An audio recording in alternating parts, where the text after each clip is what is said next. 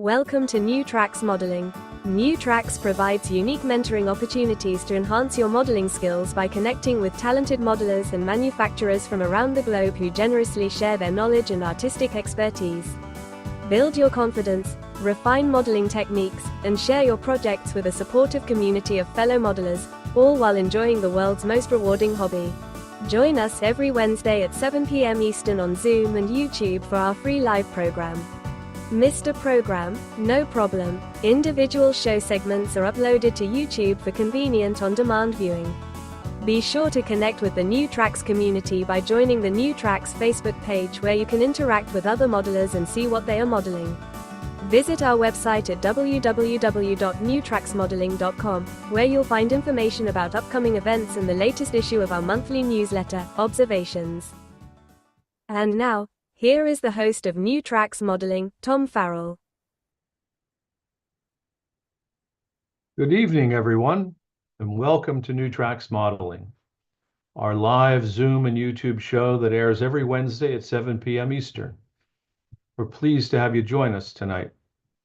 Jim Kello founded New Tracks Modeling with a powerful mission to create a supportive educational community where experienced mentors help modelers of all levels grow and succeed in their modeling skills within the hobby.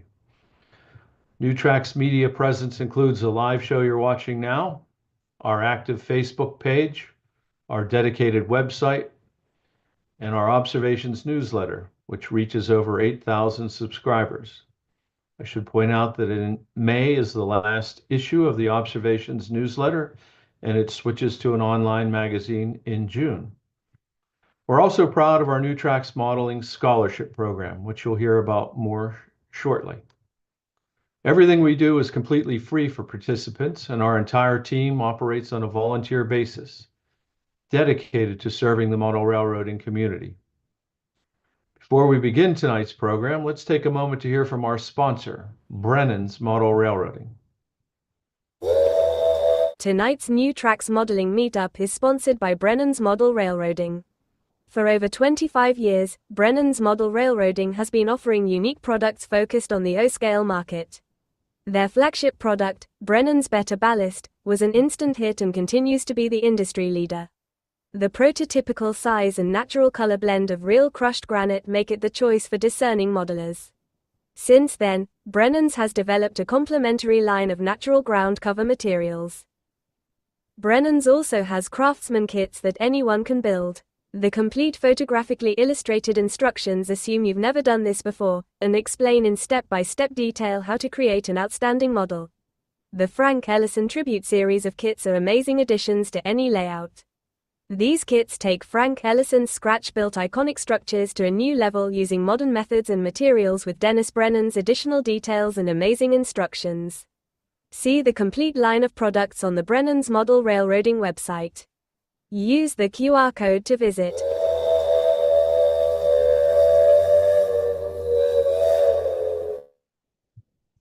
I encourage everyone to take a look at Brennan's Model Railroading and their website and their products, and support our sponsors. Now I'd like to take a look at the program for this evening's show.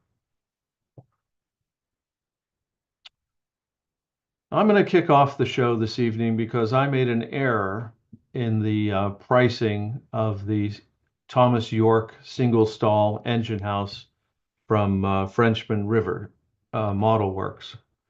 So what I'm going to do is combine my last two presentations into one presentation with the correct pricing and have a solid video for the sponsor of that segment, Frenchman River Model Works.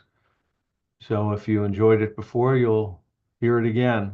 And then we have a new presenter, Bohn, with Full Circle Models.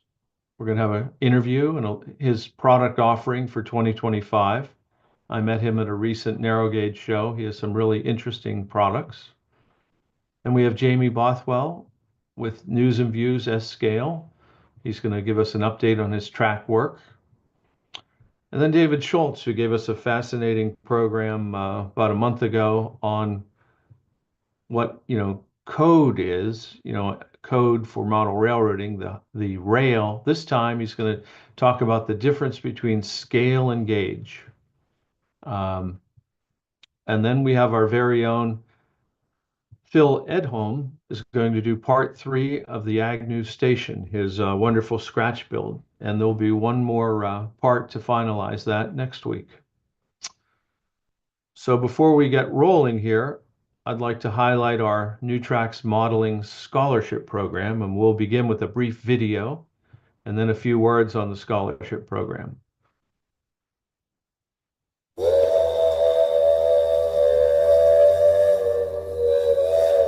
Are you a model railroader going to college in academic year 2025-26?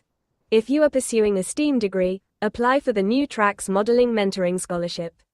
For the 2025-26 academic year, 3 $2,000 scholarships will be available. You can apply online at the QR code shown or on the NewTracks Modeling website. Model railroaders can support the NewTracks Modeling Mentoring Scholarship, the only national scholarships for model railroaders from a nonprofit organization. Donate online on Zephy. All donations are tax deductible.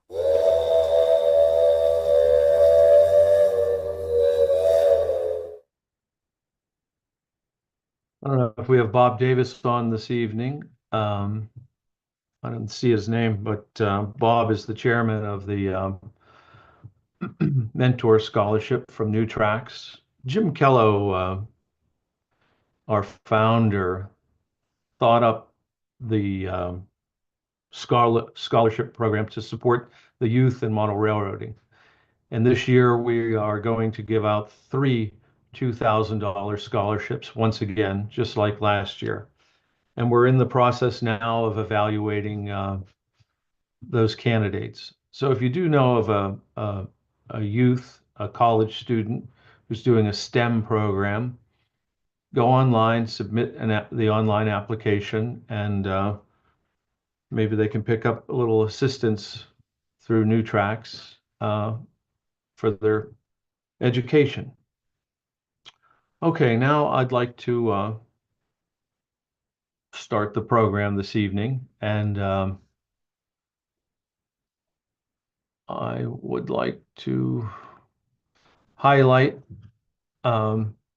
this build along this evening is sponsored by Frenchman River Model Works. And I'll be building a Thomas Yorke engine house. And it's a resin kit. And what I've said on resin kits is the art in a resin kit is in the finishing of them. They are typically not that terribly difficult to put together.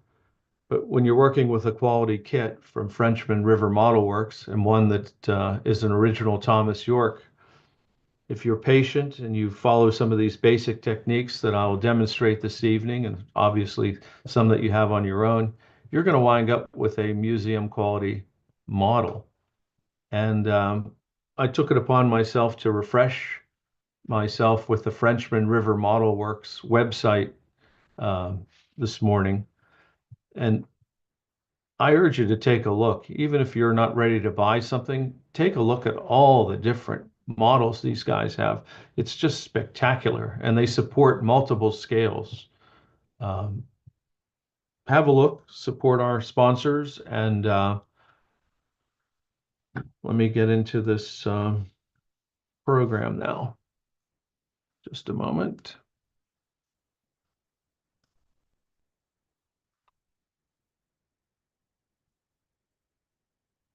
Okay, so this evening, I'm going to show you how I did this build, this single stall engine house from Frenchman River Model Works.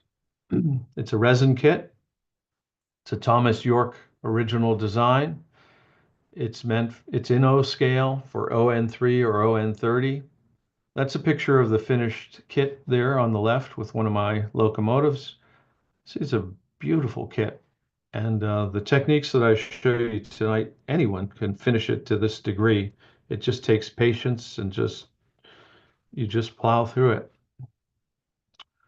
In the past, I've built a resin lobster shack from Frenchman River Model Works. I built on the program Becky Sue's House of Beauty that I named Jack the Clipper. I did the M. Spillane building, which was the 50th anniversary of Thomas Yorke producing kits. And in Thomas Yorke's own words, this was the most complicated kit he ever put together. And this is the exception to resin kits. Um, the Becky Sue's House of Beauty is in essence limited number of parts. I mean, you could almost say four walls. There's still techniques involved in finishing, but there were a lot of components in this M. Spillane building, and but when you're done, it looks like it's right out of a museum. It's a gorgeous model. And urge you to take a look at that. One thing, if you have port scenes or river scenes or ocean scenes, Frenchman River Model Works has a dearth of boats. I've built a couple, and this was the lobster boat that I featured on the program. So again, I urge you to support Brennan's Model Railroading, Frenchman River, and some of our other sponsors. They make this all possible, give us kits for materials to present. Now, with the correct pricing, and my apologies if I had the wrong pricing. I don't know where I came up with that, but the list price for this kit is $169.95. For a limited time, if you punch in the code NEWTRAX, NEWTRX, you'll get a 20% discount. And that brings it to $135.96. And because of the error, in good faith, even though it was my error, Frenchman River is offering free shipment. So I imagine that's in North America, but certainly in the United States. I don't know about Canada. Even at 135, we'll call it 136, this is a real bargain. As you'll see, when you're finished with this kit, it's a Thomas Yorke. It's like a museum piece. It's a gorgeous kit. This is what you get in the kit. These are all resin cast, and this comes complete with an interior detail. All these benchwork benches and the bookcases full of parts, the foundation, um, and the cupola here. There's a lot of value here. Once again, that's the finished kit. How I began is with resin kits, they typically have a mold release on them. So before you do anything with a resin kit, it's prudent to wash it in a Dawn dishwashing or some sort of detergent soap, dishwashing soap, and remove any possibility of mold release. And I like this Tamiya surface primer. As I've talked about it in the past, it's a non-filling primer. So if you do buy a automotive primer, make sure you get a non-filling primer. I suggest you just go the extra couple dollars and buy this surface primer because it doesn't cover any detail up. The object's to expose as much detail as possible. So I use this particular primer. Next, since it is metal siding, as reluctant as I am to use solvent-based paints, I find that Floqual does seem to do the best job for metallizing these surfaces. So I pulled out this Floqual. You could airbrush it, but I didn't bother. I just put it on with a brush. It's very fine, thin paint and has great coverage. It really was only one coat. I avoided getting it on the windows, but that wouldn't have made any difference. Next, I invested in a natural sponge. I went to Hobby Lobby, and for under $4, I got a bag full of these things. And a lot of people like Jason Jensen, and it's been a long time in the model railroading industry that these natural sponges are great way to apply things like rust. So I just took this German red brown. It's just a rust colored surface primer. You can use any dark. I like to start with the darks and work to light. So far we've got our primer on there. We've got the Floqual silver, bright silver on there. And now I have this acrylic polyurethane on there. You just dab it on there. I favor the bottom half because the water runs from north to south and accumulates in the bottom of the panels. So you want the bottom of the panels a heavier color than the top. I should have reversed. This is upside down, sorry. But basically that's the first application of color over the silver. And there's right side up. So those are all four sides. There's really nothing to this. You just dab your sponge into the paint and just dab it on there carefully. Favor the bottom. It doesn't take any time, really. Here's a technique that I share with Thomas Yorke. He confirmed this. He, like I, sprays dull coat in between working with these paints. The reason we do this is that if you don't do this, you run the chance of muddying the colors. So if I'm going to work from dark to light, and if I use a medium rust color on here, there's a good chance that it'll just simply dissolve, especially if it's a like paint, dissolve what I've put on there, and I won't get the contrast that I'm looking for. It takes seconds to spray this lacquer. It's a flat lacquer. Some of you use other lacquers.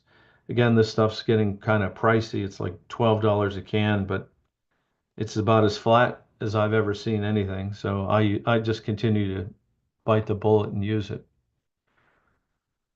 This is the paint lineup for the rust. I just randomly pick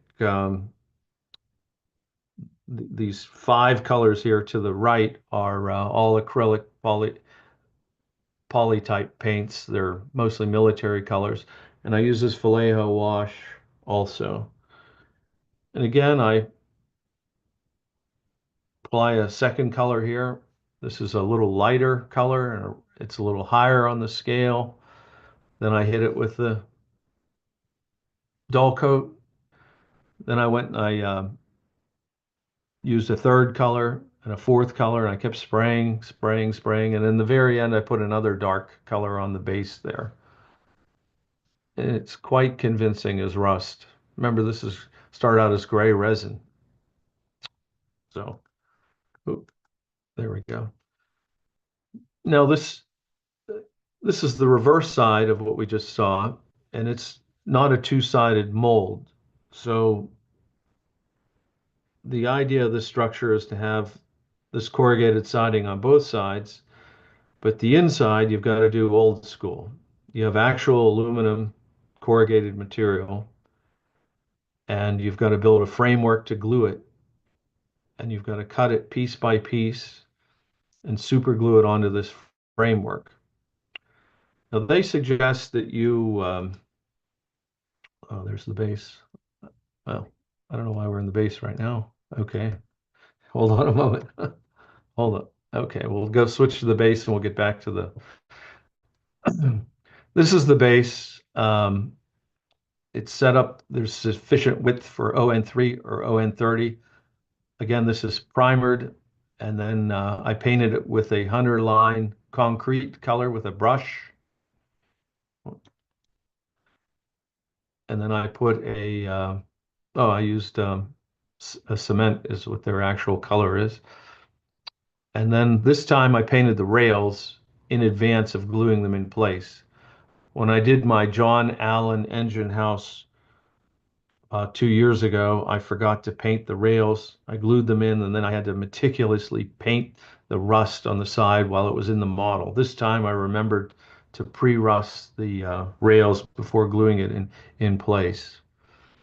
And they didn't quite fit the way I like them. So I put some wooden spacers in there so that my rails would be slightly higher than the concrete base, because my concern was that the locomotive wouldn't ride on the rails, that it would ride on the resin floor here. So this worked out well. Then I super glued it in place, and then I went back with this driftwood and I weathered everything right over I sprayed it with the dull coat. Then I went back with the driftwood so I wouldn't have my driftwood color dissolve into the cement color. And that's the results. So that's really just a Tamiya primer, a Hunter line cement color brushed on there, and then a lacquer over that, the dull coat, and then the Hunter line driftwood over top of that. Now I did go back with some pan pastels into the corners with some grays and things, but you get these kind of results basically effortless today with these new products. There's my spray. Then when I'm all done, I seal it up. Okay, now back to the model or the walls. This is a military dark green, and I mixed it with black. I wanted a very dark green for the wood here. And then I went and I hand painted the windows. There's up close. I had to go in with an X-Acto knife and clean this up a little bit. Look how that thing looks. I mean, that's with that sponge and four different colors. That siding is pretty convincing for resin. Yeah. Now I started the glue up. You can make a decision here to put the internal siding on before you glue the walls up or after. I thought it'd be better to do it after. The kit's sufficiently large that I could reach in there. So there's all the framework. They provide you with all this wood. I stained it with Hunter line driftwood. There's that base. It looks pretty impressive there. Looks like concrete. Yeah, those were the olive drab and German gray. That's what I mixed to get this trim and green. I'd go back and touch that up. Um, Another view.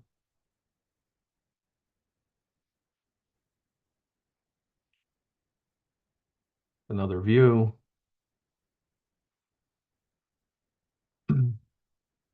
These, um, I think they're roughly 8x8s. They did not come with the kit. You can optionally put in a removable roof. They give you they give you cardboard and corrugated siding to make a roof. I didn't, as you'll see, I didn't want a corrugated roof. I thought it was a little too much corrugated metal everywhere. So I went with a tar paper roof, as you'll see, just for a contrast. You can already see how this kit's shaping up. It's a pretty handsome looking kit. And look at see how the rust, a little dark here from the runoff, little subtleties to it. See how it's a little darker here than anywhere else? So the idea is that's where water would get trapped.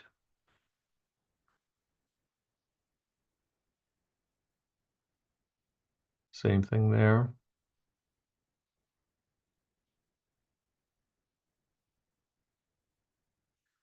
Now, they give you a generous supply of this aluminum corrugated material. It's real metal, and you simply have to prime it or you won't get any paint to stick to it. It'll chip off. So again, I use my Tamiya surface primer. And then with the success of the local bright silver, I hand painted this. And then the same technique, I took, first layer was that dark rust and a natural sponge. I tried to make the pieces as random as possible. Again, I hit it after I put my first layer on here. I sprayed it with the dull coat lacquer. Then I took a medium rust and I work with a fresh sponge. So I take the sponge I'm working with, and with scissors, I cut off the previous colors that are on the sponge. So I have a fresh sponge. We're trying to get differentiation here so we don't have a muddying of these colors. Then again, I hit it with dull coat. Then I did a third layer, light rust, and then dull coat. So this one's just a three-part process. I prime it, bright silver with Floqual, a dark color. I work from dark to light, dark to medium to light. And then I began with scissors. You just cut the into the um, cut them into little pieces. These pictures should be switched. This is first. I start in the corner. I super glue this on, then I put another piece on. They suggest you go right over these I guess they're roughly 8x8s. I thought it'd be a nice detail to leave this wood in there, and you'll see in the end it was the right call, rather than have the corrugated siding go right over everything. It looks neat to have these exposed beams. It's just a process. You just cut and glue, cut and glue, cut and glue. You have to work from the bottom, work your way up to the top.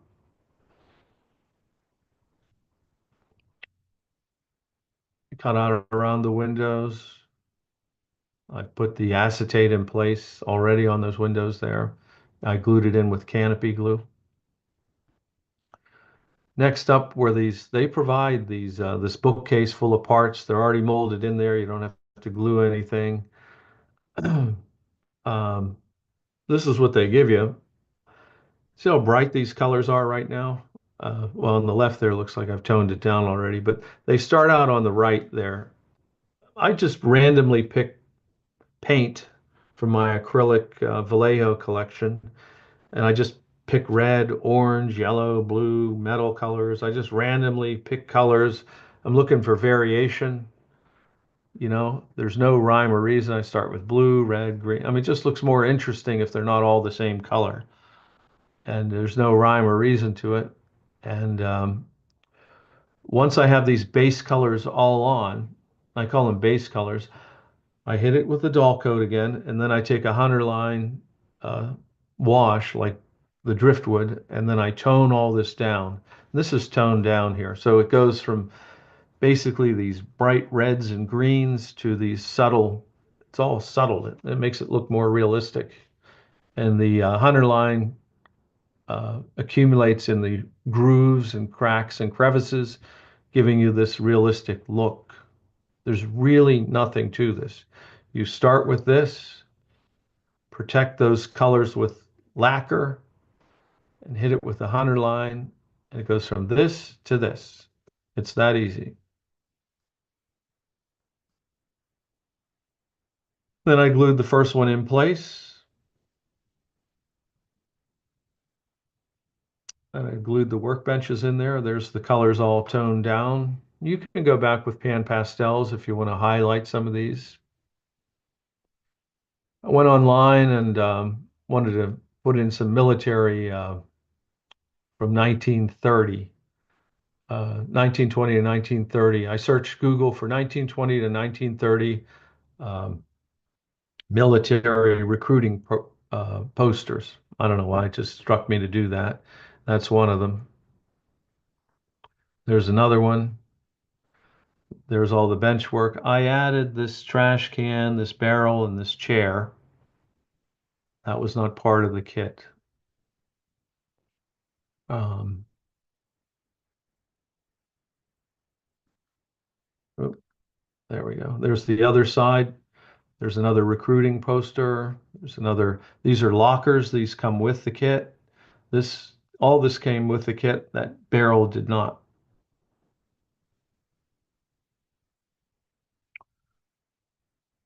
Now it's starting to really come together. Everything's toned down. You know, the bench works. Those colors aren't jumping out at you. Everything's weathered. It's starting to look like an engine house. And there's the other side. There's the two lockers, a little barrel that I added. That bookcase is, I didn't paint it. That's the resin color with a hunter line wash on it with some pan pastels. That's as delivered. I didn't paint the whole thing. I just painted the molded in components that are sitting on the shelf. There you go. It's like you can step into it. A little slightly out of focus, but I mean, it looks like you could walk into that. Now, there's a fellow that attends these narrow gauge shows, that Randy, I don't remember his last name, but he sells pan pastels as his thing. And he's constantly talking about use pan pastels as a paint. All you need is alcohol and the pan pastel, and you're in business. So there is the resin on the right, as delivered. There was some minimal flashing that I hit with a nail file.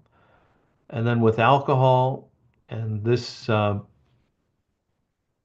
color here, I don't remember what color it is. I just brushed it on there with the alcohol, and that's the technique. I mean, anybody can do that. And that looks like wood. I mean, it really does, especially up close under scrutiny. But doesn't that look like it's wood and it's resin? That's amazing. So again, when I finished the hunter line wash, I hit it with the dull coat, and then I used that same German green and the olive drab, Allied and Axis colors. Yeah, I mixed them together and highlighted the trim here.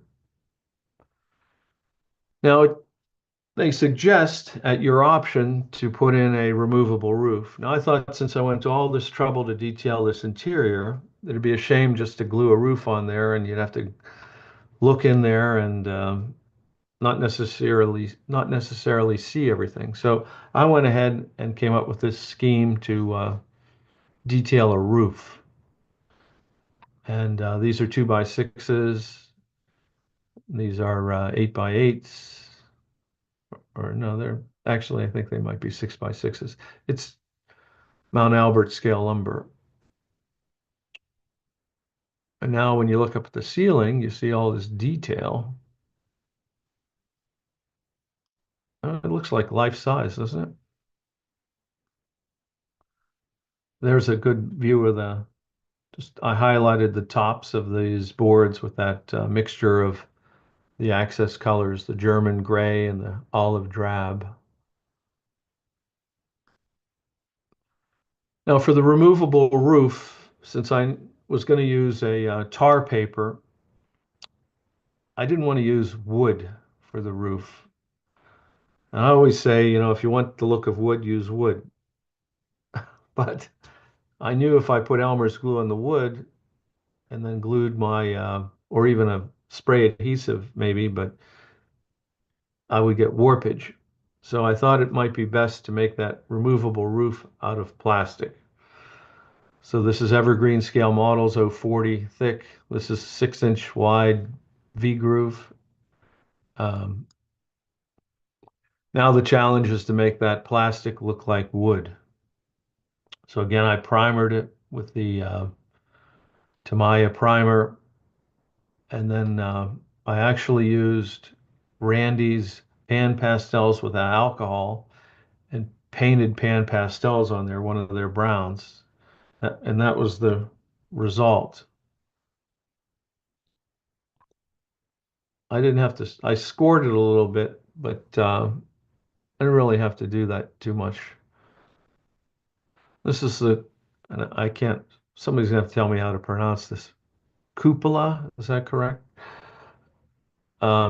This is resin.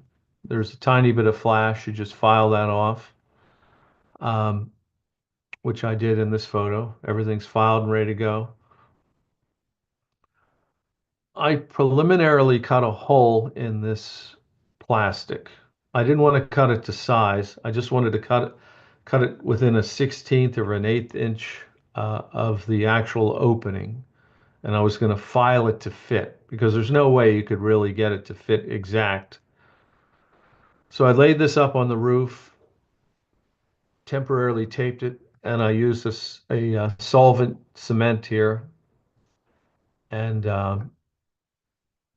ran the solvent back and forth, let it dry basically several hours before I touched it.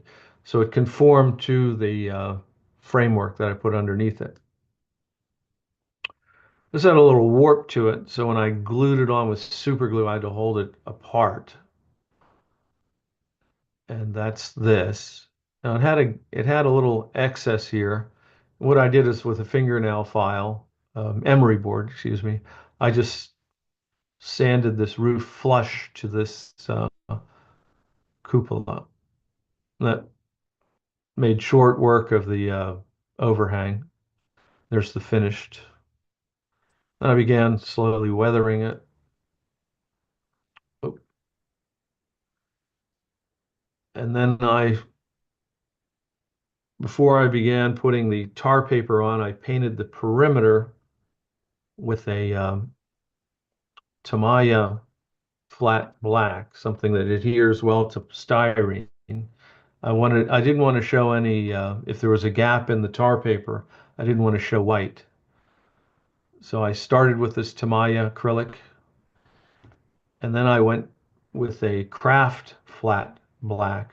The craft paints offer the flattest flat, but I was a little nervous about having the acrylic on this bare styrene, so that's why I went and had the Tamaya paint on there first. So anyway, all I'm doing here is preparing for the roofing material. This is the old Paper Creek product, no longer manufactured. I have a master I simply make copies of. It's perfectly legitimate. They're no longer in business. And I put on the first layer. You can see down here, see if I would have left that white, you'd see it. It would stick out like a sore thumb. Then I'd have to go in and paint that. But because I have my perimeter and this thing out around the cupola painted black, that's not an issue. And there's the one side finished, more or less. Very effective looking roof.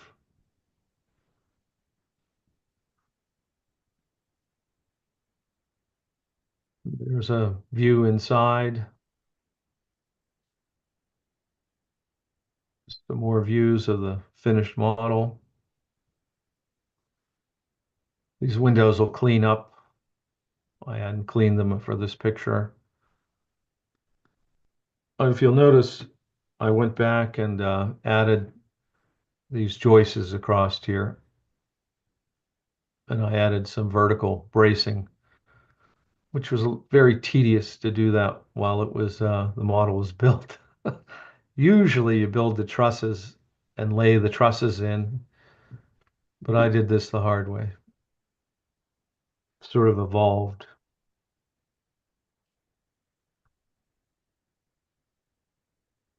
This is the finished model.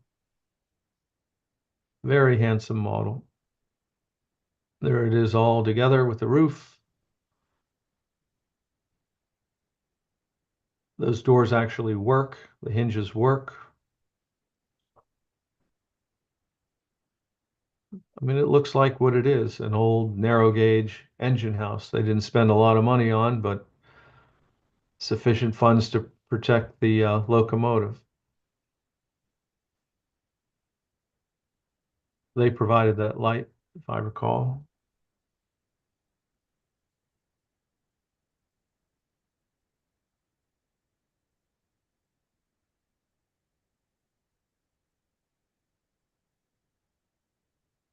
And that, as they say, that is that.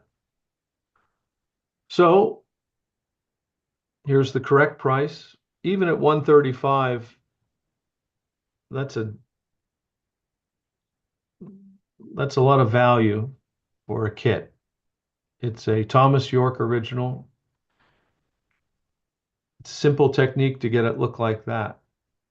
I mean, that looks about as good as you could make a model. And that's the magic of Thomas Yorke. And simple techniques that anybody can do. And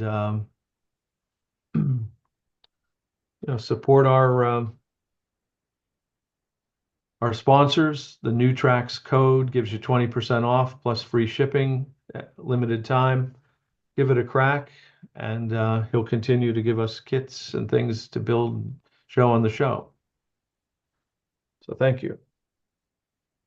Any questions? I have one thing, Tom. It's Yeah. Pat here. And I picked up a little trick for holding the roofs down on a small one like that by using earth magnets, small diameter earth magnets. Yeah. Stick two together and then glue it flush to the top edge of your rafter in the corners, on all four corners, and then put a dab of glue on top of that top magnet, and then put the roof down on it and hold it down until it well glued on there. Then you can lift it off anytime and put it back on. It'll snap right back in place again. Yeah, that's a great idea, and it keeps it. You Keeps it probably tight. could then use a wood roof because it would pull it down. Mhm. Yeah, This, I probably will this do that. this isn't a complaint, but it's just an observation.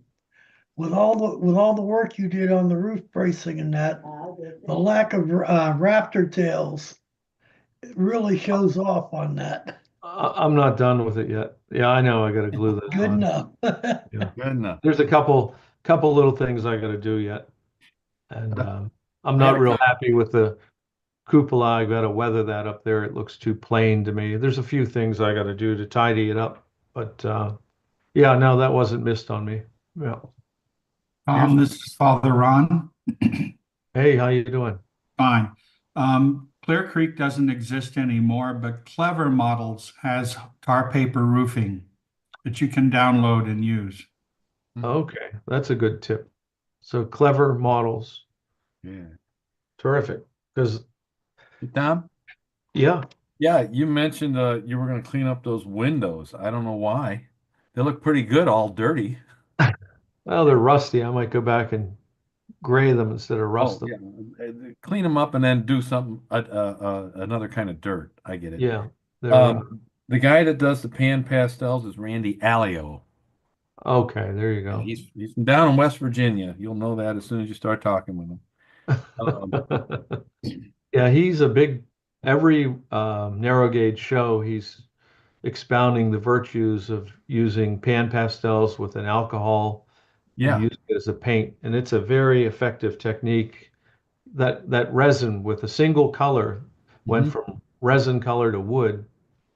And I defy you to think that it doesn't look like wood. Yeah.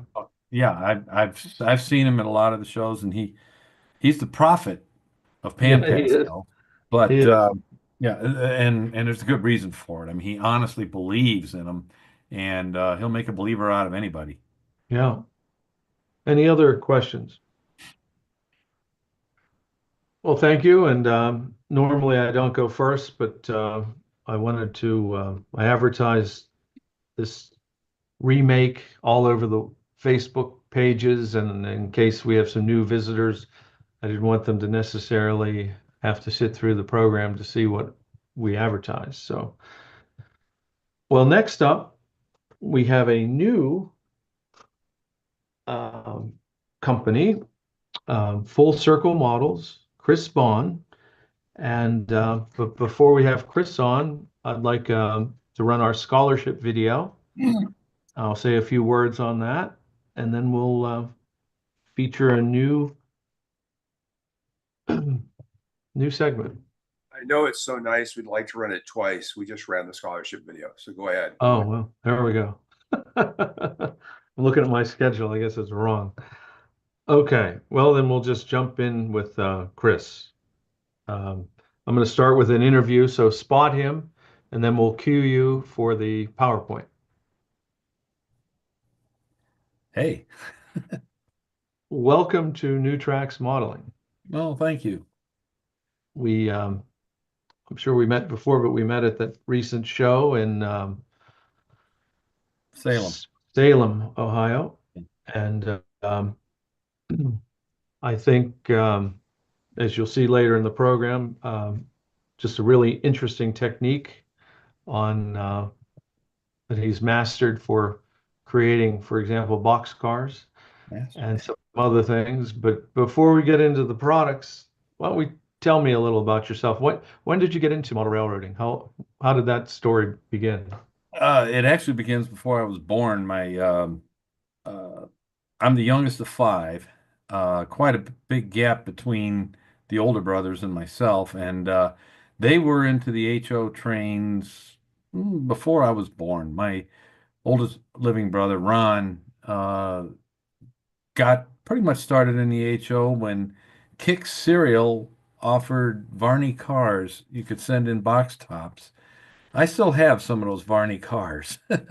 And well, the brothers had a closet upstairs. They had the attic bedroom, and I wasn't really supposed to go into the closet where the trains were kept, but I did. And to this day, I can take a Campbell kit and crack the lid on it and just sniff that sugar pine and old cardboard. And to me, it's like crack. You know, I just I get off on it. So yeah, it started for me when I was really young. About the time I was 9 or 10, I guess.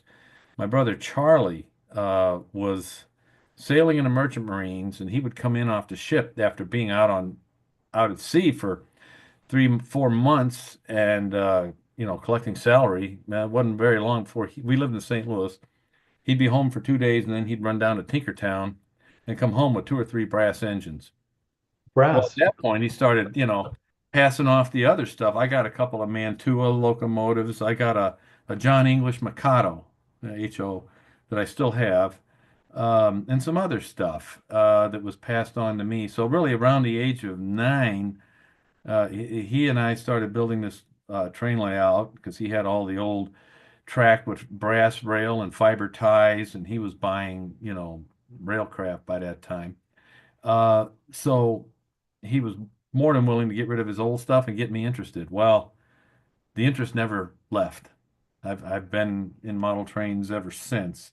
A bit time in my teens when I was thought I was going to be a musician, but the trains were always there.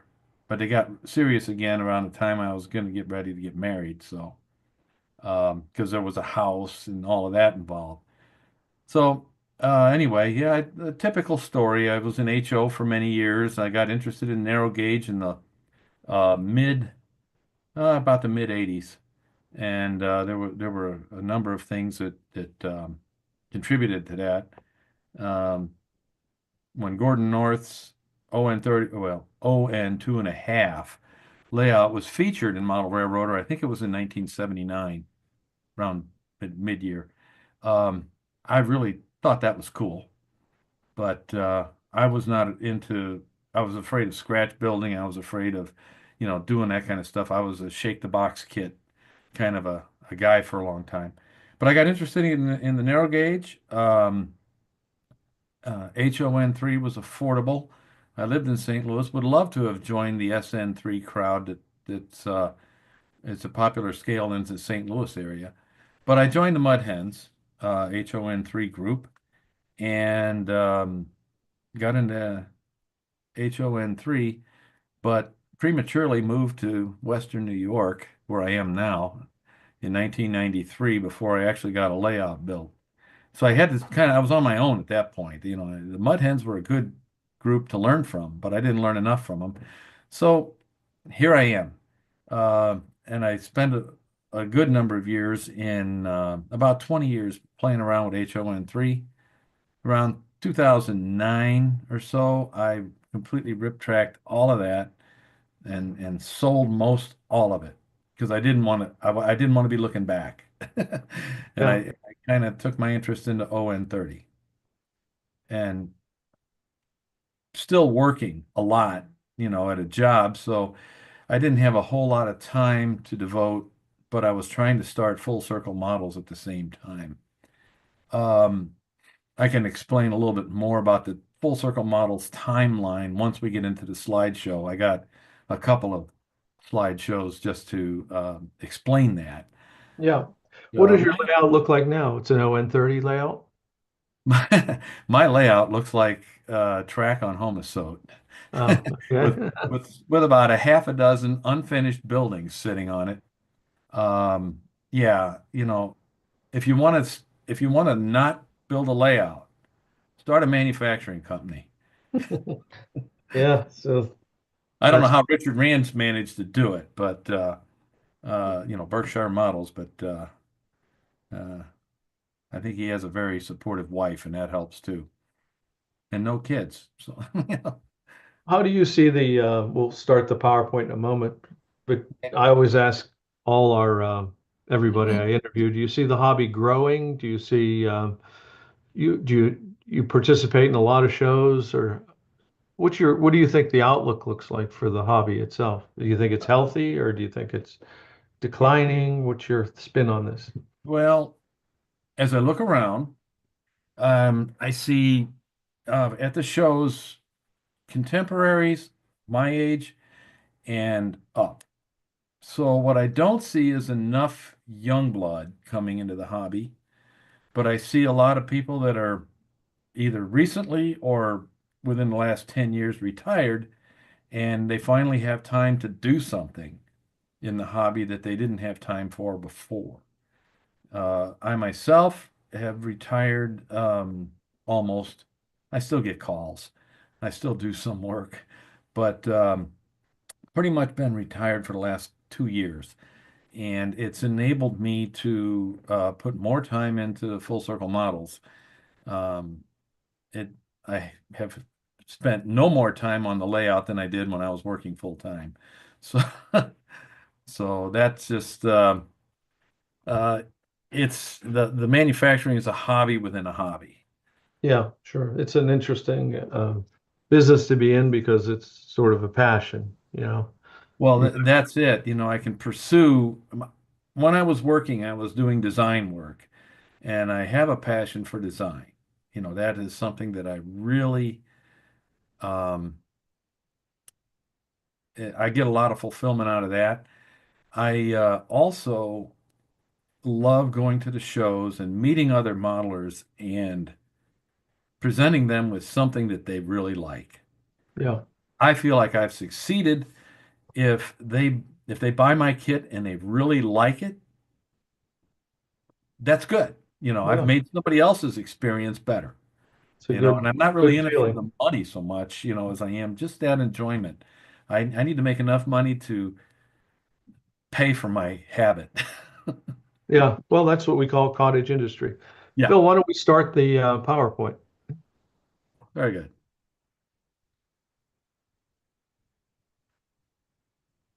featuring the box car he's going to give me. That's We'll be there. This is looking positive. All right. Yeah, that's the pretty much from the home page of my website. You can look at the. I confess this business is just me. I don't have anybody working for me. When I say we, whenever I use the pronoun we in reference to Full Circle Models, I have a couple of friends that contribute some ideas and feedback. I owe them uh, you know a gratitude because they helped me get it launched. They helped me make it better. And so we can go to the next slide, and I'm going to explain this manufacturing thing. There you are. What is this doing in a model train thing? KG7TR.com is my brother Mike's. He's the one that did not get into railroads. He got into ham radio, had his ham license at the age of 13, built his first radio at the age of 13. He's kind of a rock star in the ham radio community. Um, But on his website, he features a page called The Solder Sipper Story. And this little thing was invented by my father back in the 1950s, uh, using a vacuum bulb and a Teflon tip to remove molten solder from a solder joint. He was a technician, and he tried to patent this thing and was denied because the patent department told him it looked too much like an enema bulb. He did not know that he could resubmit the patent with the patentable feature being using vacuum to remove molten solder from a joint. Had he done that, resubmitted, all these other companies that use vacuum and Teflon tips on their solder removal equipment would have paid him a royalty, and he could have afforded to have a boat with a motor that ran. So we can, I just say that because I started making these things. We sold over, I personally made over 50,000 of these things over Wow. a long period of time. I started when I was in the fourth grade. So manufacturing got into my blood at a very young age. And my wife and I took this business over after we got married and Dad retired and did it for a few years. And we eventually sold it off to some guy down in Florida that really wanted it. But nobody was, at that point in time, micro circuitry was coming on strong, and nobody, we weren't selling very many of them anyway. So uh, I guess that explains why I got manufacturing in my blood. I've been, and my whole career has been in manufacturing facilities. Um, there you go. In 2004, my dad passed away at the age of 90. He didn't have a whole lot, but what portion of the inheritance I got, I spent on my first laser. I bought an Epilogue laser used, paid a lot of money for it. Um, I had seen them at trade shows and I always wanted one. So I got one and started tinkering around with it. You know, what am I going to do? I knew I'm into model trains. I knew people were doing stuff with lasers. Um, I had just been learning CAD at my job, had been into that for a few years, so I felt like I could handle some design work. We can go to the next slide. Okay. Well, I said here, inspiration comes from the strangest sources. A coworker, you know, they know Chris is the train guy. And he goes to this yard sale. He went to yard sales. He was always bringing stuff. He found this thing. It was in a box of other junk, and he brought it and says, "Hey, I thought you might like this." And the first thing I looked at it was, okay, I'm going to pitch it in the trash as soon as he's not looking. But I got looking at it, and then I thought, bong!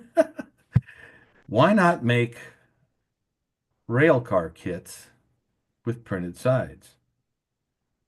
And this was 2006, thereabouts.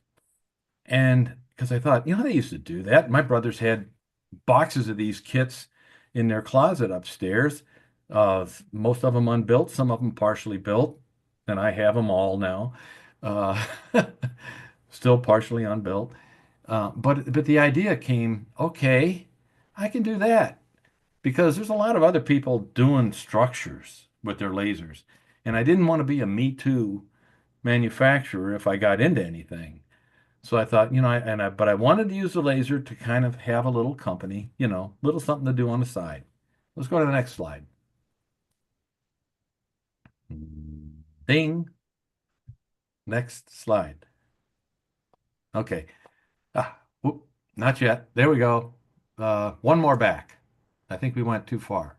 There you go. The There's first, my boxcar. yeah, this is a boxcar. Um, this was my first product. You know what? We got to go back one more, I think. Did we jump ahead? There we go. This is it. Another spot of inspiration came. This, I believe, was a December 1955 model railroader article. John Allen did this article on weathering freight cars. And this box car, I remembered this thing. Not because I had that old magazine. I had the book, Classic Articles from Model Railroader. This was one of the articles in there. Really good book to have your hands on if you get it. But I remembered this car, And I looked this thing over and said, I could make that. So now we can go and you can look at the whole list of products that are on this thing. This was the history of this car that John Allen did was as near as I could tell because I was trying to find out if anybody had rights to the graphics before I turned it into a product with my name on it. And Charlie Getz told me that it was probably the work of George Hook, who owned Central Valley Models and made the car because he was into a lot of these corny details, signs and things. John Allen did the article on weathering it. So I decided, well, I needed to try to duplicate that. I knew nothing then of graphics software, and I know very little today, but I managed to buy some graphics software that would run on my old computer, and I found fonts and did the artwork and printed that up on my secret back then was I printed it on label stock and laminated it to a dark brown cardstock, and people thought I was printing white. No, I was just putting down a lot of toner. But then I would laser it out, and so these kits had cardboard sides. The inner side is made of artist board. It's a much heavier material. Actually, if we can, well, at some point, maybe I'll do another program with you, and I can show how the insides are done. Yeah. So anyway, after that car kit, I came out with the. I wanted to get into ON30 because at that time I was switching into ON30, and so I built this to be compatible with the Bachmann rail cars. But when I was struggling with the HO car, the first one there, um, I wasn't sure how I was going to do the underframe, and I ran into Barry McClellan of Railway Recollections up in Canada at the National Convention in Portland, Maine. I recognized him. I'd met him in Salem. Meet a lot of people in Salem. As he walked toward me, we recognized each other. I waved, and before he said anything, he pulled this little resin frame out of his pocket and showed it to me. And I knew, how did he know that that's exactly what I needed for my car? These cars here, you're looking at the ON30 cars. That underframe was also Railway Recollections. Barry provided those to me. And to this day, I don't bother making a laser cut underframe. I think it's more assembly that needs to be done, and a frame, whether it's 3D printed or resin cast, is a quicker way to go. I put a lot of detail into the thing that wasn't even visible so much, but those cars had a lot of purchased parts in them. I did not have the capability to make corner irons, with all, I wanted to use highly detailed plastic parts, but I was buying from McLeod Western and Coronado and Grant Line and Dishy and all these companies, buying sprues and only using 2 parts off of them. So now we can go to the next slide, which is, nope, this one, the Dark Ages. I got real busy at work. The model business was not profitable because I was buying too many parts. I got really, really busy and did a lot of traveling. I could not continue, so I put my company in mothballs for about 7 or 8 years. I call them the Dark Ages. We can go to the next slide. So I decided to relaunch it around 2017. I started designing a new product. I had a lot of time to reflect on what I was going to do if I got the business started again. Let's go to the next slide. Ding. There we go. So one of the car kits or things that was in my brother's HO collection was a Model Engineering Works had this Grassy River logging caboose, and he had one of those on the little shelf, and I just always admired that caboose. So I decided I was going to do it in ON30. inspired by that. I mean, it's not exact, but and if you notice this, it's not the camera angle. There's a little bit of a sway back to this model, both the bobber version and the 8-wheel version with this end cupola or the center cupola. That's deliberate. That's built into the laser file that cuts it like that. First, I came out with the uh, offset cupola and 8-wheel version. But then I came out with a center cupola version that would also fit on the 8-wheel frame and a bobber frame that either caboose can fit on either frame, just to give some variety. Those were the early frames that were cast resin. Today they're 3D printed. The steps are different. The trucks are 3D printed instead of those resin. Those original trucks were resin with Tichy bearings in the journals. A lot of trouble for the modeler to put those together. So then I was putting them together, and then I found out I could get printing in nylon. So we're doing that now. Anyway, next slide.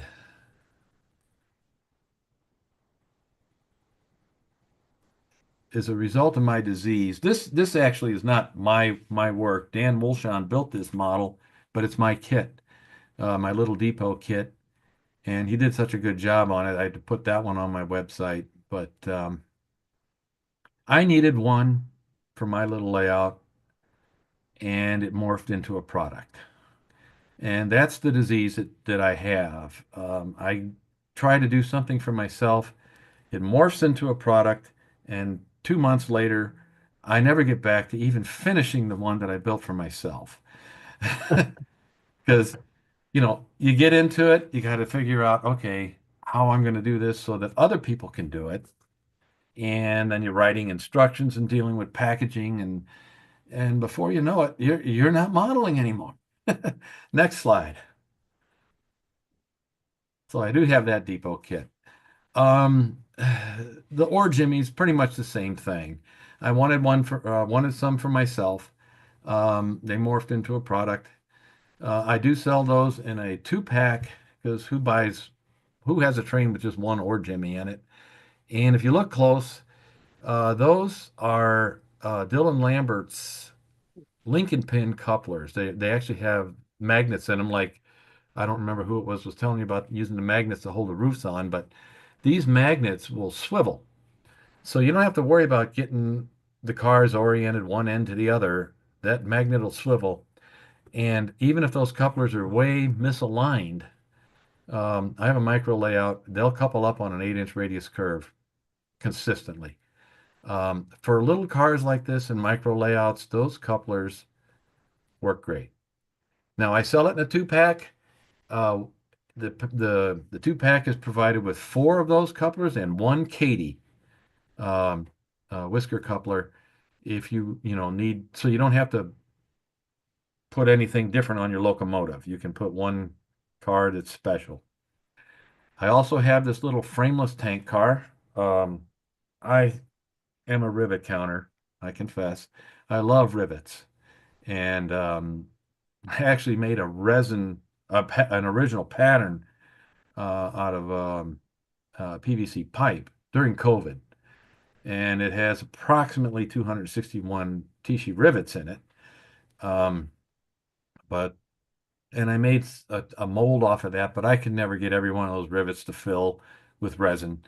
So I 3D print this tank because it doesn't leave out any rivets. But the car, by the way, this was just featured in the new products of the latest Gazette, which I just got mine on Monday. I don't know why it took so long to get it, but yeah, George Riley built one of these and did a little write-up on it, so that was pretty good. Next slide. Let's see what else I got on here. I got new products to talk about and new development. What's going on with Full Circle Models? What's the future? Okay, first, I was making some turnouts for the micro layout people. And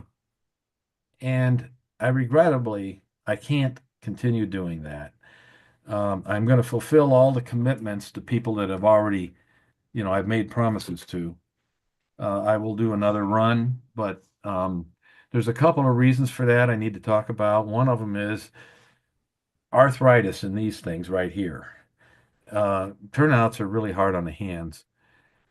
Secondly, it's a lot of, they are labor intense. And I can't do anything else while I'm making turnouts. Whereas, I can put stuff in a 3D printer, I can put material in the laser and go back to the computer and do some more design work. So basically, the turnouts are not my passion. Freight cars. Hey, Chris, let's move to the new products. We're running. We got Oh, okay. Let's a go. little This late. won't. Yeah. I don't have much longer. There it is. That is where I'm going. I'm bringing my company full circle again, back to printed car sides. So there's this one right here, the Hair, Hoof, and Hide Sausage. You got to say it out loud. Hair, Hoof, and Hide Sausage Company. They're going whole hog. This is a 20-foot freight car. The trucks are Talgo mounted couplers, so they couple up on a 8-inch radius curve as well, as long as the other car has those also. I do make a retrofit truck frame for Bachmann's 18-foot cars. You buy that, you just pop in the wheels and the couplers out of your Bachmann, stick them on your car. You got to shave off their coupler pocket off their car body, but then, it'll run really well on a micro layout. We can go to the next slide. They're showing the Talgo couplers. On the upper car on the left is my car. The bottom one is a Bachmann car that's been retrofitted. And you can see how the couplers are lined up on the 8-inch radius curve of the micro layout. Those will couple. So I think that's a significant contribution to the people making micro layouts these days. In interest of time, we can keep going. Next slide. Okay, well, back up. Back up one. There you no. What happened? Okay. I guess, yeah, this is the next slide. I'm sorry. Another disease strike. I needed a ore bin, and I looked around for ore gates I could buy. Couldn't find them, designed them, and before I even got done 3D printing them, they were a product. Right. So there it is on the right. What you get in a package of 4 of those. They come with the timbers and nut bolt washers, piece of wire, a little wheel, hand wheel to operate it. There's a pinion gear in the middle there, and you fit them to your own ore tipple. And I make them in HO and O, and if I get enough requests, I'll do them in S. Next slide. Okay, corrugated siding, both plain, 3 shades of gray, 4 patterns of rust. I don't think that's all 4 patterns of rust, but they come in HO, S, and O, and I'll also do them in 1 to 32, but that's a special setup. But I have the tooling to do that. Basically, you could have done the inside of the engine house with something like this. It's quick. Yeah. They're paper. They're cardstock, heavy cardstock. They're printed. This has been a pretty popular product. It fills a need. When Roger Malinowski passed away a little over a year ago, it was a year ago in November, there was a void in the market or in the supply chain. So I had thought about making corrugated many times in the past. I already had everything figured out in my head. I just had to make the drawings, get the tooling all made. So I have an investment in here, but this is a product that I think, has a future. Let's see, what's next? I guess the next thing is, oh, here we go. A few more graphics. This Reptolium graphic is actually from one that I was doing back in 2010. I'm going to revive that. You'll see that dynamite car. Those fans of the Thunder Mesa may recognize that. I've been working with Dave Meek, gave me green light to just go ahead and produce that car for, I offered to do it for him, but he said, "Nah, just go ahead and make it and sell it yourself." I said, "Hey, great. I have a few other graphic cards that are going to be released, and I'm going to make them all. I got them in the 20 foot. I'm going to make them all in the larger cards that are compatible with the Bachmann larger series of freight cars and moguls and that size. So stay tuned. More to come."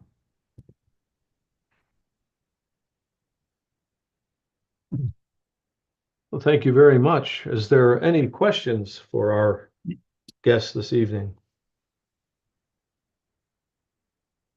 I put them all to sleep. Chris, Steve Sherrill here.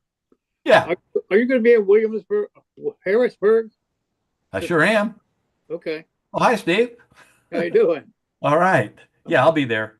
And I'll Okay, have some of see these ya. new kits with me. Good, good. Are you right. going to do anything in ON18? Oh, what a sore subject. I say that. I'm kidding because at the National Convention in Pittsburgh, I told the guys there from Carroll Creek, I said I was across the aisle, 2 aisles from you, and I put all this effort into ON30 products, and I'm looking at the backs of my customers' heads as they're just, mobbing your booth over there. Yeah. We were back to back there at the Salem show, and so I mean, I I had good conversations with them, but I'm not really headed in the ON18 direction, only because it's my own. Like I said, most of my products are the outgrowth of my own personal modeling, and I don't plan to personally model in ON18, so I probably won't develop anything in ON18. Okay. Lately, if I stray out of ON30, I have straight into ON3. I've actually built a kit that I had acquired some time ago, and so I don't know. It's just not looking in that direction. Okay. I just wondered if you could print some of the sides, smaller for the ON18 box cars. That would certainly help. Yeah, somebody send me the graphics and the size. I'd entertain doing that because Okay. that part's not hard to do.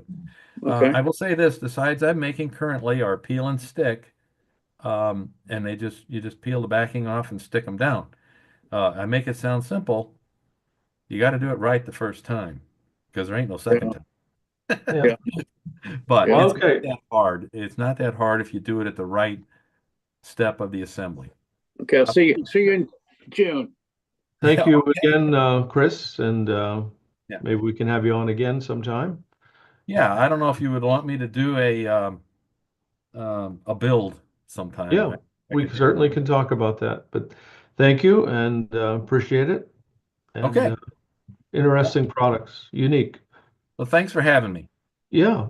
Next up, we have Jamie Bothwell. He's going to do a S-scale 2-rail, his track work update. But before we have Jamie on, his sponsor for his segment is the National Association of S-Gaugers. And we could run that video. Are you looking for something a little different in your model railroading? The National Association of S-Gaugers suggests you take a look at S-scale. An S-scale model is just 36% longer than an HO model, but it's 2.5 times the volume. The larger size translates to increased ease of maintenance, more durable details, and improved electrical and mechanical reliability. S-scale modelers use accurately proportioned wheels and track systems with KD-style couplers. Exceptional S-scale models and layouts are being built in both standard and narrow gauge. Locomotives and rolling stock are available from a number of manufacturers in both ready-to-run and kit form. Equipment is available both new and through an active secondary market. There are numerous manufacturers of track, buildings, vehicles, and details, both ready-to-run and in kit form, available for those who love to build. And many S modelers enjoy kit bashing and scratch building in the larger size S offers. To learn more, visit the website of the National Association of S-Gaugers. Here you will find the history of the scale, information about clubs in your area, see layouts and connect with current manufacturers and online groups, plus much more. In short, the website has everything you'll need to explore model railroading in S-scale today. Come on board and visit soon. Jamie? We could spot him. Hi, how you guys doing tonight? How you doing? I'm doing all right. So anyway, I figured I would continue with my track work before I get back into Pullman cars again. And I have a little surprise for some program along the way, something I've been working on. So that should be interesting. But anyway, tonight let's get into track work. So let me just share my screen here. There we go. Open that up. Till we want to view a slideshow, and there we go. Okay, so S-scale modeling. Station and main gets real part 2. So if you'll recall, this is where we left off last time.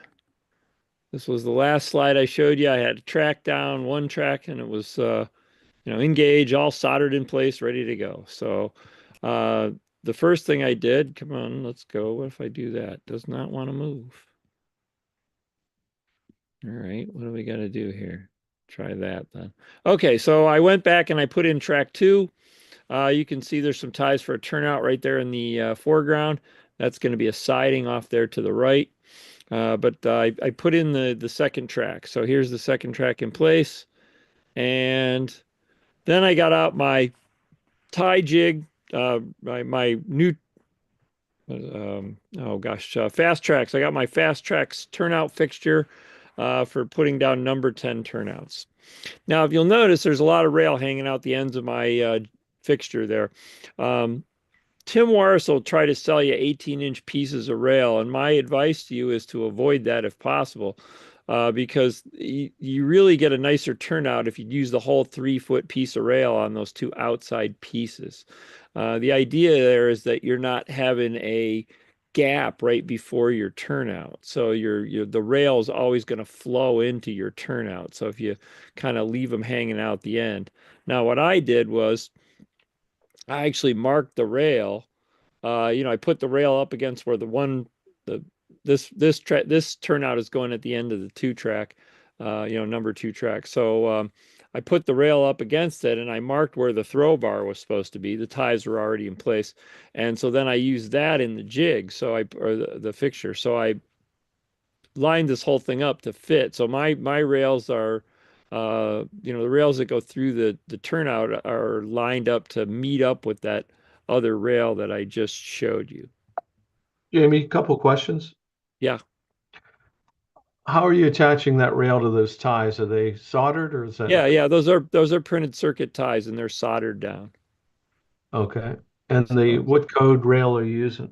This is code 100. Now, here's another little tip for you. In S-scale, we use several different kinds of rail. The video you just said us scale folk use code 100, code 83, and code 70, but we also technically use 125. If you're a Pensy modeler, you can use that 8-inch tall rail.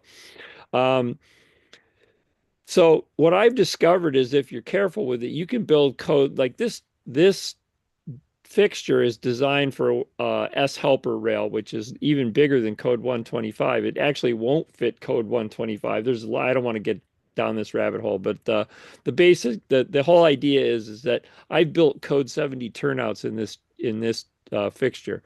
So buy buy the one for the largest size rail you think you might use, and then you can always go down and you just use your gauge in there to make it the right width. So the base of the rail will wander around in the slot a little bit, but you can do that. So I have successfully built. I've actually successfully built.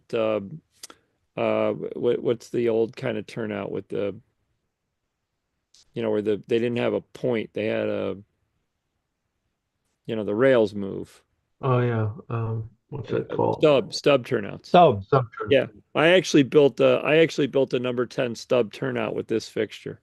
So, but anyway, for being a passenger car guy, had to have number 10s. So these are number 10 turnouts. So, and let's see. Come on, move. There we go. There's a close up of the frog. I follow a guy. There's another S-scaler who's got a whole method of building turnouts that he claims is faster and easier. That what he does is he doesn't really like size up the frog, he just fills it up with solder and then cuts it out with a hacksaw. And so I kind of did that here a little bit. What I do, I still use the fixture because it kind of guides me to the right size, but I have a block of wood that I put in. It would fit in right in front of that first tie that you can see. And then I just kind of fill up the frogs with solder and cut them out a little bit. And this one I tried to file it. I said I'm gonna file this one. And once again I came back and said I'm not very good at this. So I just did the fill up with solder and saw it out with a hacksaw kind of bit. And I'm not gonna lie to you, this isn't the prettiest frog I've ever made, but it's functional. So I'm moving forward. Okay. Now here's another little tip. Trevor Marshall, a friend of mine up in Canada, he figured out that he didn't like using like a PC tie as a throw bar. He felt like that was a little bulky. So what he did was he got, I'm trying to remember if these are HO ties or if they might even be N scale. It might be N scale turnout ties. And then use that as a throw bar. And then you see that little brass tab on there with the hole in it. And then that's what you use. Instead of drilling a hole in the throw bar, you drill a hole in the little brass tab and put your throw bar, put your switch machine wire in there. I plan to use Blue Point turnout controls if anybody knows what those are. So, but there's that. That's the little, so that one's all ready to go. Whoops.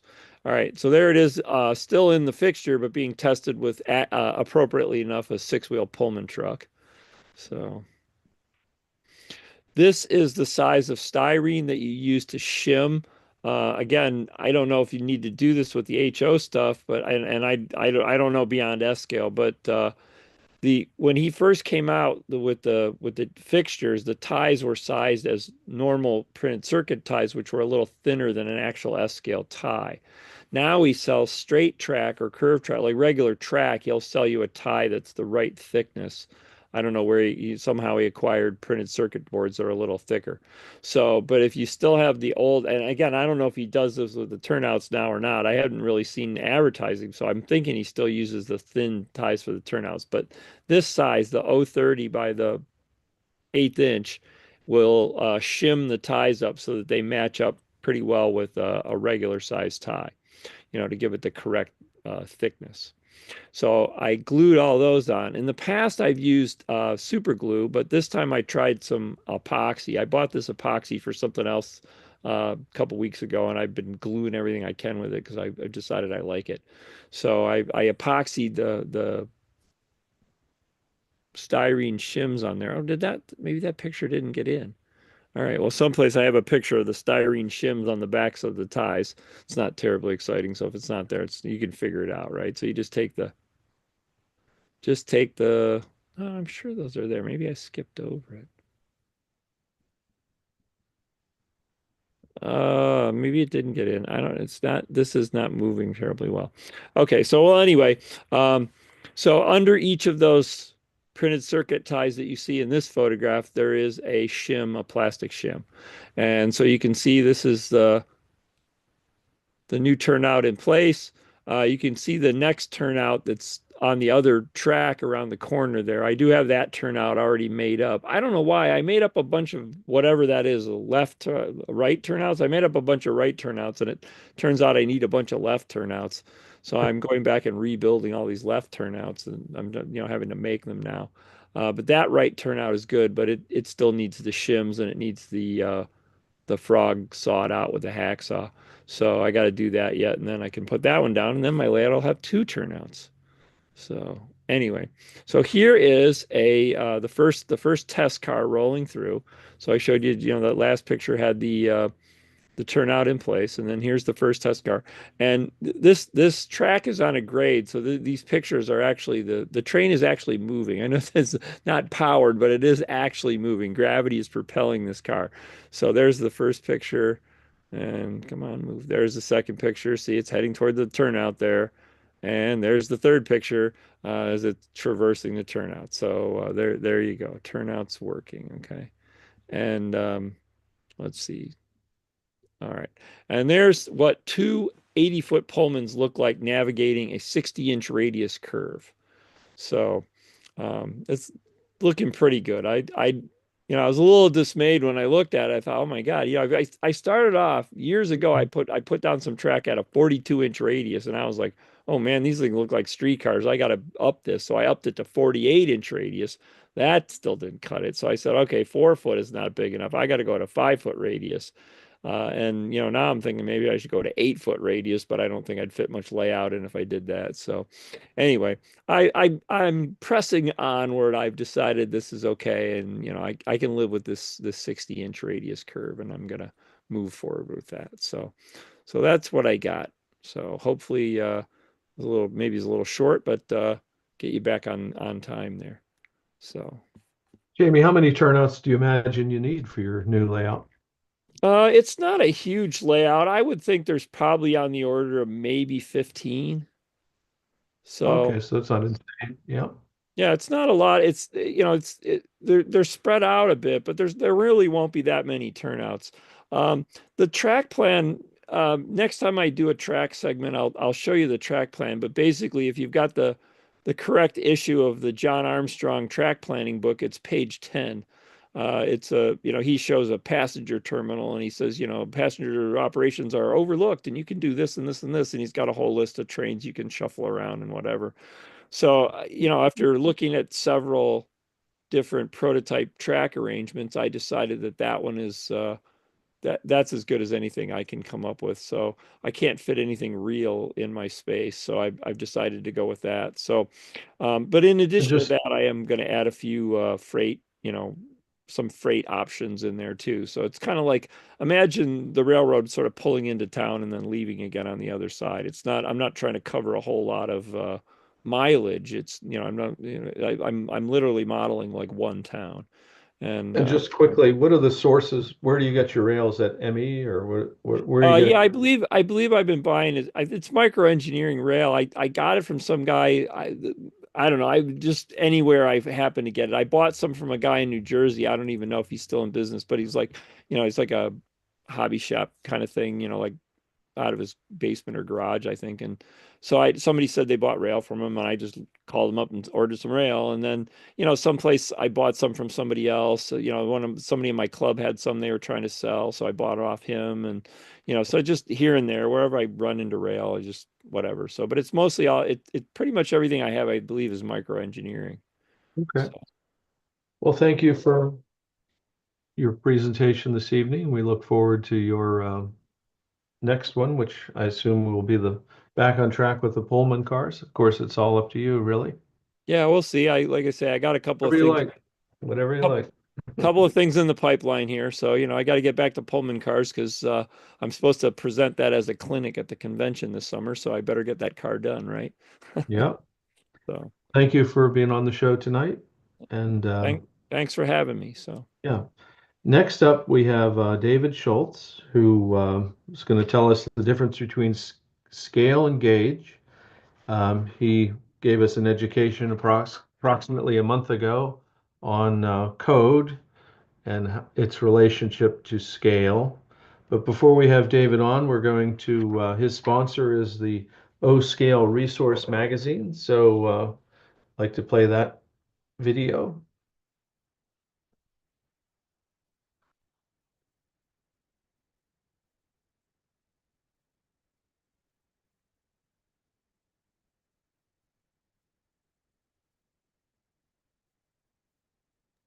It was actually the OCL Central video, but it doesn't seem to want to play. So we may have to skip that tonight, unfortunately. All right, let's just roll with David Schultz, if you want to spot him. Yeah, I will. Get rid of all this crap.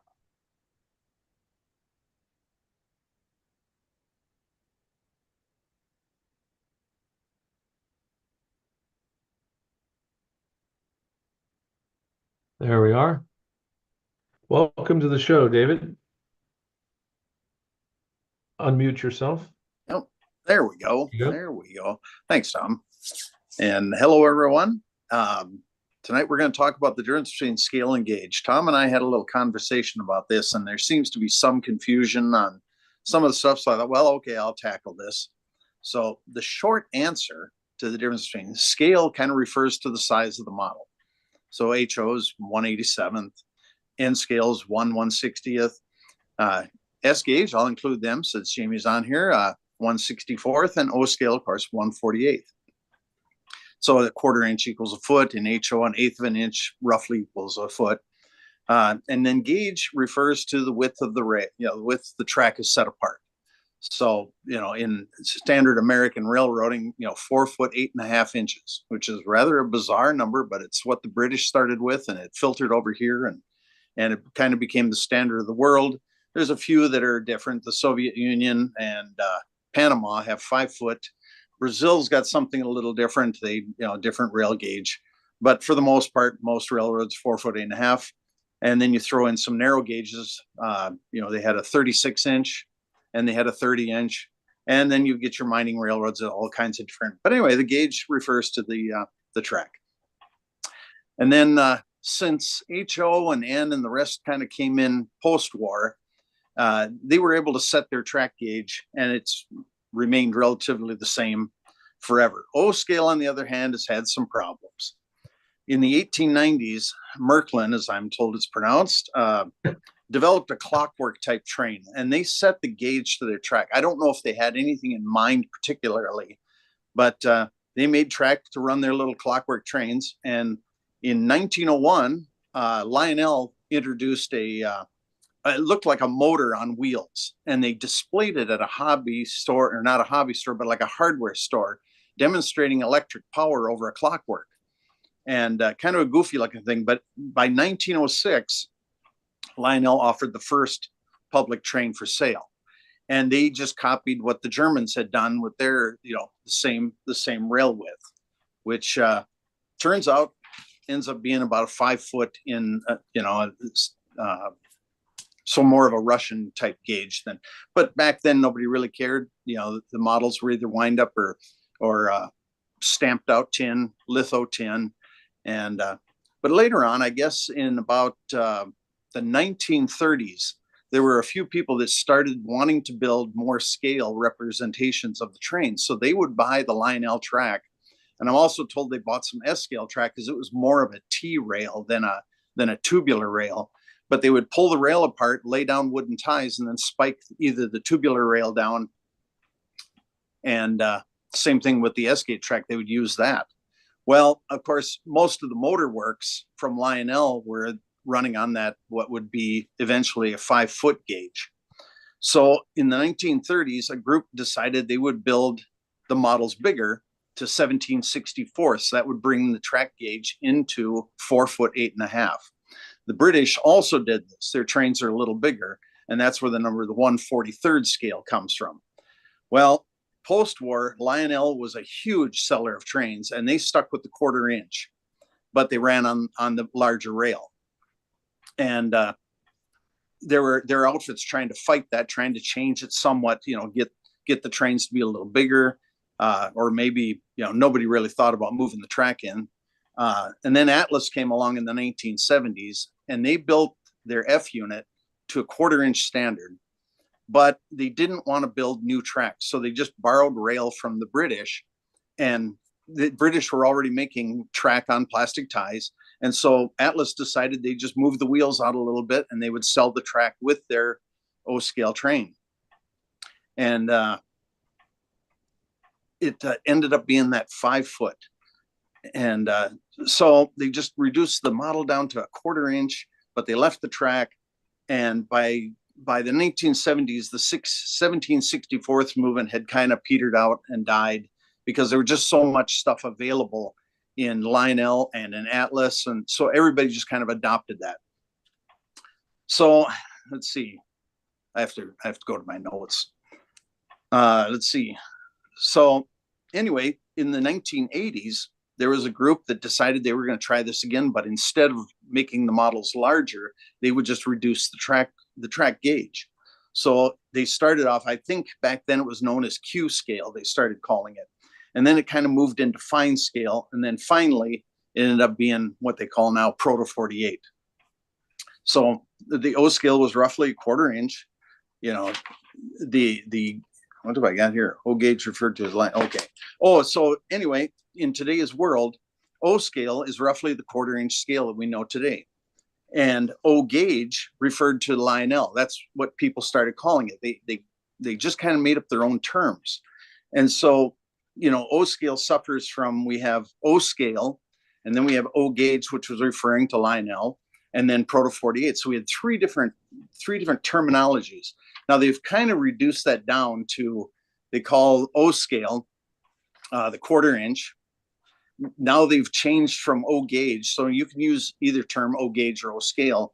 They use the term high rail for the Lionel groups because Lionel is actually starting to build scale equipment, and even Lionel, you know, calls it Lion scale. And so they have a new term, high rail for the 3 rail people, and Proto 48 for the 4 foot 8.5.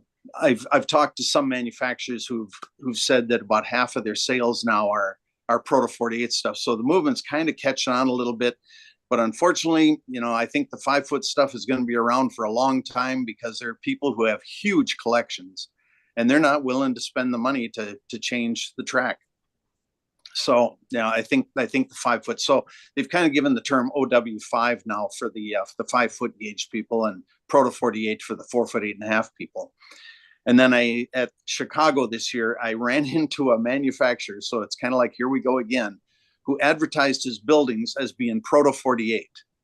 And I talked to him a little bit and I said, okay, Proto 48 has to do with track, and that's about it. Everything else is 1/4 inch. So every model out there has been 1/4 inch, you know, that you can buy.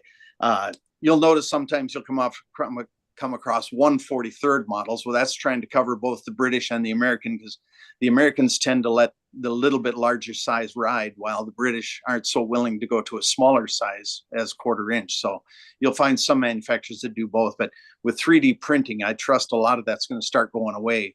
You'll be able to buy 1/4 inch models and 1/43 models. For the British, they'll be able to cover both markets, no problem. So anyway, that pretty much covers what I had written down here. I don't know if anybody's got any questions. I hope that makes things a little clearer for everybody. But so like I say, the gauge is just the width of the track. I know that Tom had mentioned to me, he's had people ask, you know, well, if you're doing narrow gauge, what size are your buildings? Well, the buildings are still 1/4 inch. They're the same size building. It's just that narrow gauge stuff tends to be a little bit smaller because in real life, narrow gauge stuff was a little narrower, a little smaller, to make the mountain grades, to get around these little bit tighter curves. I remember seeing a cartoon one time about like a 2.5 foot or 30 inch, and the engineer and the conductor were all, or the engineer and the fireman were almost sitting in each other's lap because the locomotive was so narrow. But the narrow gauge, just the stuff looks smaller, but it really is to 1/4 inch equals a foot. So that's pretty much what I had for tonight. Like I say, I hope some of that clears that up. I don't know if anybody's questions. Go ahead. David? Yeah. I have a comment on, in particular, N scale. Yes. So there's 3 or 4 proportions, and there's a proportion of 1 to 160, which we have in the United States, and in England and Japan, one of those uses 1 to 150, one uses 1 to 152. And it has to do when N scale first got started back in the 60s or so, the real 1-to-1 equipment in Great Britain is a little bit smaller than what we have here in the States. And they could not fit the motors, the electric motors, inside with a 1 to 160 scale British equipment. So they enlarged the British equipment to make it 1 to 150 or 152 so they could fit the motor inside. And Japan did the same thing but they were slightly different. So we've got 3 different proportions with the same 9mm track. Oh, okay. I didn't know that. You got a little bit of the trouble that the O scale community has. Yes. So yeah, I don't know, you know, I'm not sure when the British went to the metric, because I know they call it kind of a 7mm gauge now. They don't call it 1/43. So, you know, I trust the metric system came around in like the late 1700s, early 1800s. So I'm not sure when Britain joined that, but I trust it was probably mid 1800s, somewhere in there. So, we may have taken their term and turned it into 1/43rd so we could differentiate what the difference in size was between British O scale and American O scale. Well, they also have 4 millimeter and 2 millimeter scale, and one of those is 1 to 76.2 or something like that. But they used a HO gauge track, the same HO gauge track as in the US. Yeah. They're all over the place, these scales sometimes, but yeah, apparently. Yeah, that's double O. I think, double O, and then you had TT, and there were all kinds of scales roaming around there for a while. I think one of the most interesting points tonight is that the Proto 48 is the sales are new sales are approximately half the market. So I would guess over time that there'll be a complete correction. It's possible, yeah. The people that are coming into it, are deciding that, well, I want to go with the most realistic looking stuff I can. So they're going to the Pro 48, where people who are established in it, a lot of the big clubs and stuff, they have no interest in switching over. Yeah, but everybody that comes into O scale, which there's a few that I'm coaxing into it, but I always recommend to go to the Proto 48. The stuff they're manufacturing today, back when I started in the 80s, you had to turn your own wheels. Yeah. It was kind of crazy. But there was an article in, I think, Model Railroader or one of the, and it was describing the wheels, and at the time you thought, well, there can't be that much of a difference. But then when you looked at an actual railroad wheel and you looked at the model wheels, it was an incredible difference. Yeah, these scales evolved. Like ON30, for example, has evolved from HO trucks and HO track to its own track, and it's more prototypical wheel sets and cars. So it's an evolution.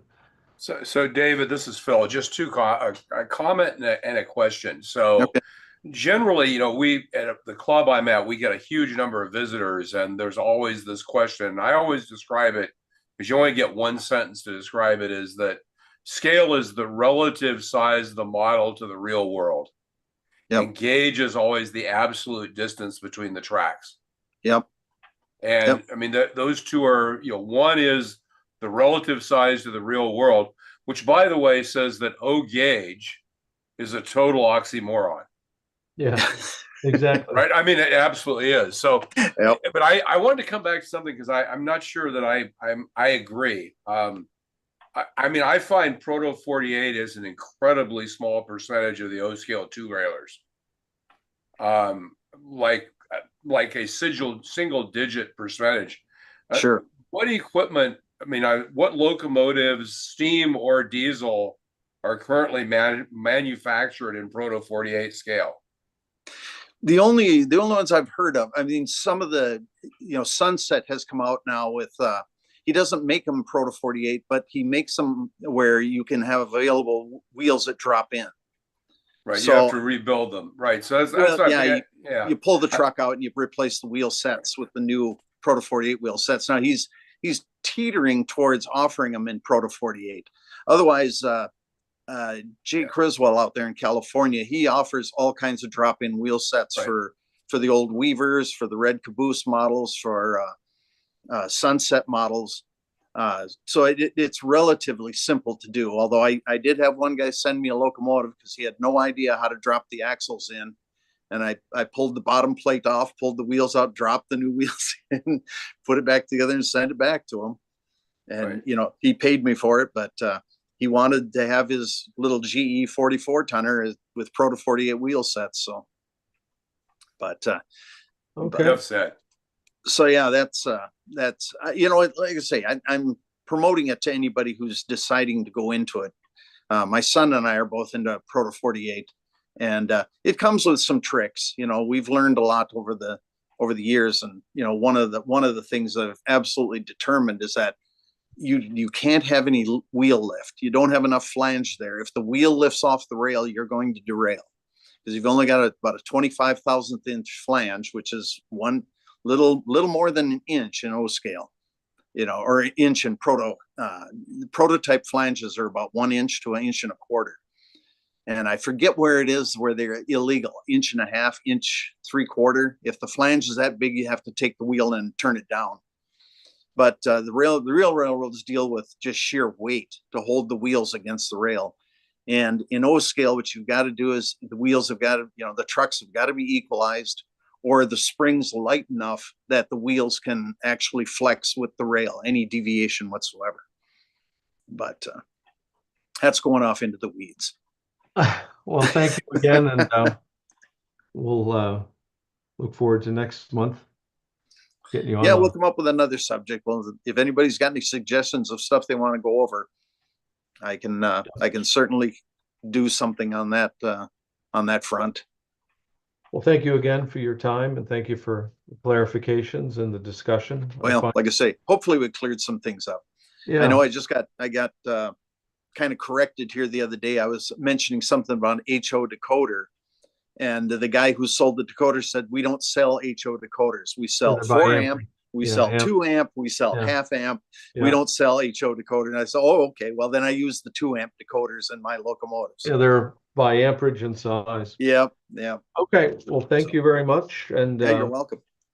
Next up, we have our very own Phil Edholm, part 3 of his Agnew station. But before we do that, Phil, I'd like to run the My Build video and have Chris Course talk about his program.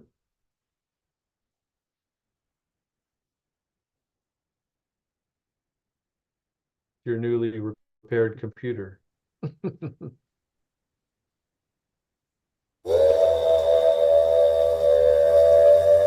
Don't miss the monthly New Tracks Modeling My Build event. My Build is where the modelers of New Tracks show what they have been building. See amazing modeling with some My Builds featuring specific topics for modeling. If you would like to have your models included in the My Build, please email your modeling photos to Chris Course at railrunner130@hotmail.com. If you are a first-time My Build participant, please include a photo of yourself.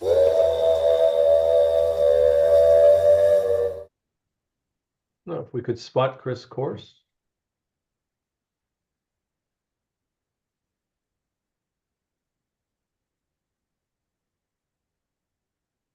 Thanks, Tom. Hello, everyone. Just here to talk about the My Build coming up, and I believe that is in 2 weeks.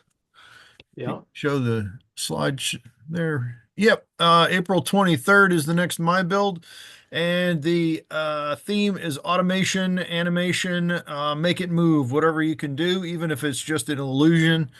Please share it with us. So far, we have 2 entries, and please provide those to us by April 20th. That way we can put it into a slideshow and get it all into one format. We also have some other features and theme shows coming up. May 14th, that is a switch date because of I had some things going on with my kids that we had to do. But May 14th is a free-for-all, and it will start the elections for new show themes.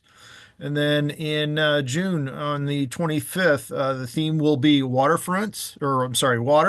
which includes waterfronts, boats, bridges, things of those natures. And we'll have the results from the elections at that point. And then again in July, we'll have the free for all, followed by we'll see. You tell us what it will be when you go ahead and vote. So anyway, that's really all I had to share tonight, so I'll turn it back over to you, Tom. Thank you for your continued support of New Tracks. And next up, our very own Phil, the producer of the show. Phil, if we could, we're running late. If you need to go into next week with this a little bit. Would you rather just hold it till next week?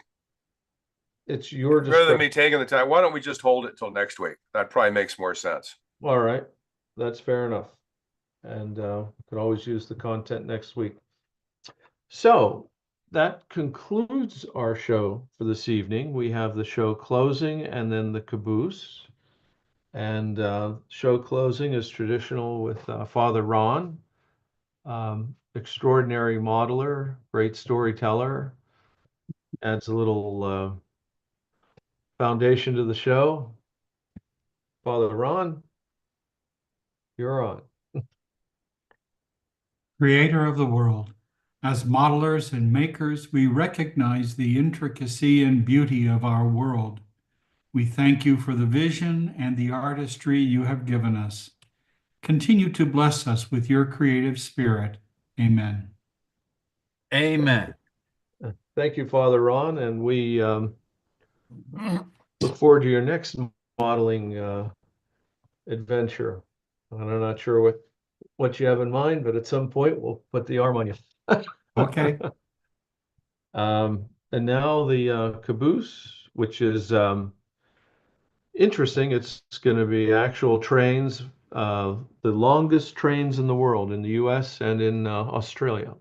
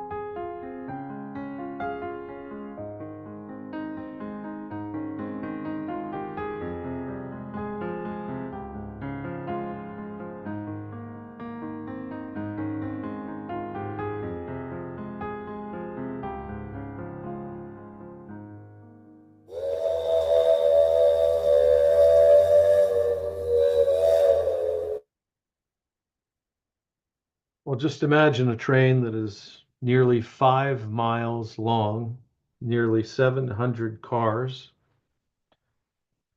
almost 7 times longer than anything we run in the United States.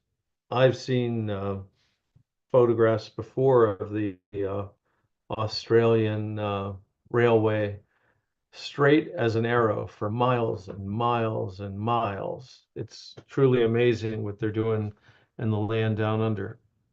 The number of cars isn't really a fair comparison there, Tom. Those short coal cars versus the double stacks on the UP car, that's not quite, there's 2 for every one of those double stacks. Yeah, but it is nearly 5 miles long, right? Yeah, number of cars isn't a valid. I think the weight was the 14,000 versus Yeah, 99,000. Yeah, it's I just hope they don't have any ground level grade crossings. Can you imagine sitting waiting for that train to clear the crossing?